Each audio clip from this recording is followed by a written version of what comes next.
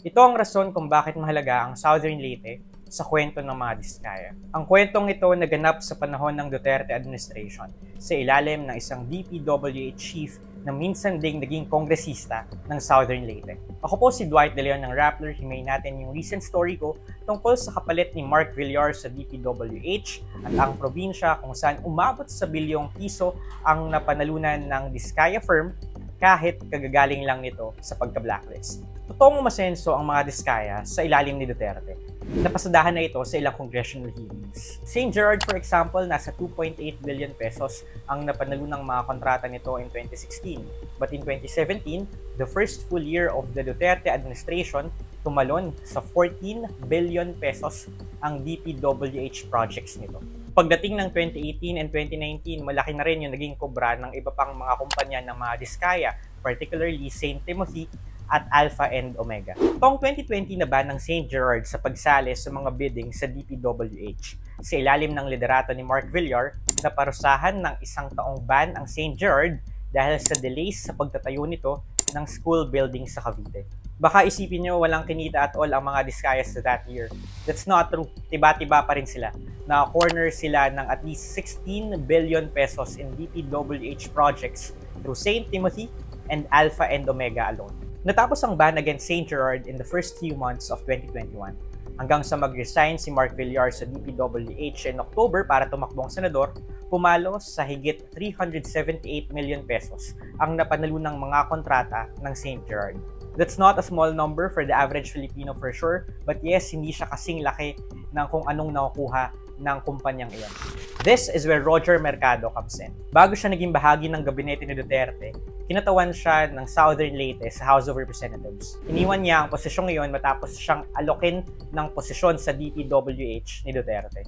Siya ang naging bago at huling DPWH Secretary sa panahon ni Digong. Sa ilalim ng kanyang panunungkulan, St. Gerard was like a phoenix that rose from the ashes.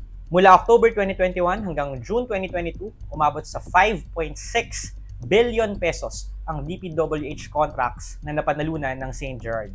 Saan kayang rehiyon napunta ang bulk of projects? We crunched the numbers and learned that its biggest haul was in Eastern Visayas at 1.6 billion pesos. At kapag inisa-isa mo yung proyekto, sa iisang probinsya lang galing. You already probably guessed where I'm going. Yes, sa Southern Leyte. All 16 contracts of St. Gerard. Most of the contracts were from February to April 2022 bago mag-take effect ang public spending ban sa ilalim ng batas dahil sa nalalapit na May 2022 elections. At that time, tumatakbo na ang asawa ni Roger Mercado na si Luz bilang kongresista rin sa Southern Leyte. Tinanong namin si Mr. Roger Mercado na ngayon ay kongresista na ulit sa Southern Leyte. Sabi niya, yung influx down ng DPWH project sa Southern Leyte during his time as DPWH Secretary ay triggered ng pinsalang dulot ng Super Typhoon Odette.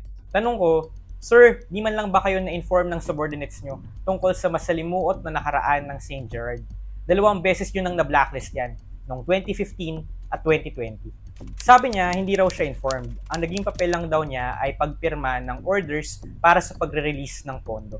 Wala rin naman daw siyang naging papel sa pagpe-prepare ng budget ng DPWH dahil nung pumasok siya sa ahensya, kalagitnaan na ng budget season. I have to say that I have no knowledge as to the contractors implementing the projects or rehabilitation. I do not know this firm until now na mayroong controversy. Ang daming tanong na nire-raise ng findings na ito ng Rappler. But the most striking for me is, bakit ang daling nakabalik ng St. Gerard sa DPWH after its blacklist? At bakit pinakamatagumpay ito sa probinsya ng DPWH Secretary noong mga panahong iyon? Maybe that's something our government investigators can double-check to make sure that no stone is left unturned. If you value this kind of journalistic work, please donate to our investigative fund or help us build our community by downloading the Rappler app.